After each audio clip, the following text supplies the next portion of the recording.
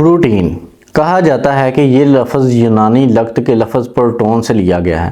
اس کا مطلب ہے اولین ہر باڈی بلڈر کے لیے ہم کہہ سکتے ہیں کہ پروٹین ایک انتہائی اہم ضرورت ہے۔ جس خوراک میں پروٹین ہوتی ہے وہ نہ صرف یہ کہ مسلز میں پیدا ہونے والی کمزوری کو دور کر دیتی ہے بلکہ یہ قوت فراہم کرنے والی غذا بھی ہوتی ہے۔ صرف یہی ایک ایسی خوراک ہے جس میں نائٹروجن ہوتی ہے، اور چونکہ انسانی جسم سے نائٹروجن بدستور خارج ہوتی رہتی ہے اس لیے جسم کو پروٹین والی خوراک کی بے حد ضرورت ہوتی ہے۔ پروٹین کی کئی اقسام ایسی ہیں جو باڈی بلڈر کو دوسری خوراکوں کی نسبت زیادہ قوت بحال اور قوت برداشت عطا کرتی ہے۔ خاص طور سے دودھ، انڈا، گوشت، مچھلی اور پنیر کے اندر پروٹین حیاتین وافر مقدار میں موجود ہوتی ہیں۔ انہیں درجہ اول کی پروٹین کہا جاتا ہے۔ دوسرے درجے کی حیاتین عام طور سے تمام سبزیوں یعنی مٹر، ساگ، گوبھی اور گاجر وغیرہ میں موجود ہوتی ہیں۔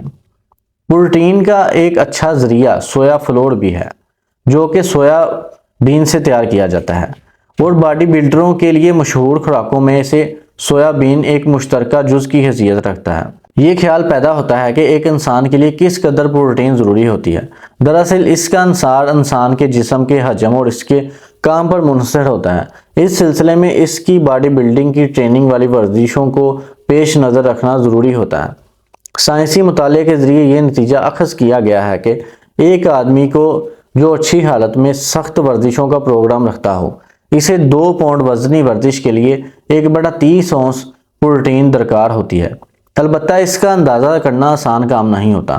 مثال کے طور پر گوشت ہے جو کہ باڈی بلڈر کی مرغوب پسندیدہ اور پروٹین والی غذا ہے۔ اس میں 4/5 پانی ہوتا ہے، باقی پروٹین۔ تاہم کسی حد تک ہم مزید رہنمائی حاصل کر سکتے ہیں۔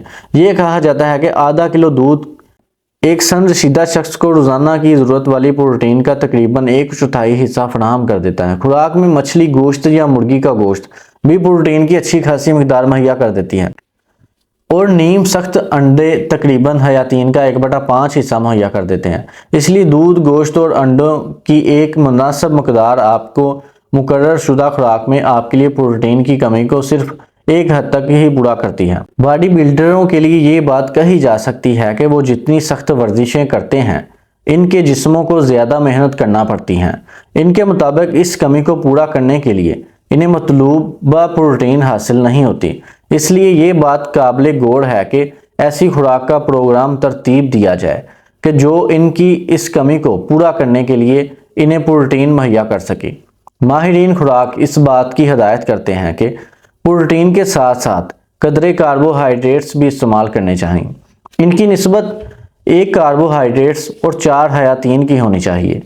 اب جبکہ گوشت والی خوراک کھلے عام دستیاب ہوتی ہے تو نوجوان باڈی بلڈرز کو چاہیے کہ وہ اپنی استطاعت کے مطابق زیادہ سے زیادہ پروٹین والی غذائیں استعمال کریں، کیونکہ دوسرے ملکوں کے اعلیٰ معیار قائم کرنے والے تمام ایتھلیٹ کو نیم بھنا ہوا اور نیم روسٹ کیا ہوا گوشت زیادہ قوت بخش اور زیادہ حیاتین بخش ثابت ہوتا ہے۔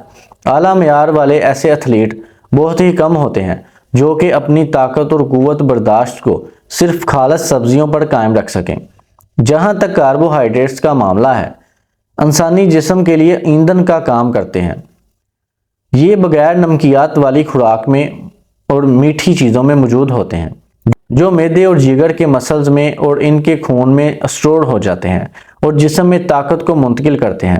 بغیر نمکیات والی خوراک میں اناج، روٹی اور گندم کی دوسری اشیاء اور آلو خاص طور پر قابل ذکر ہے۔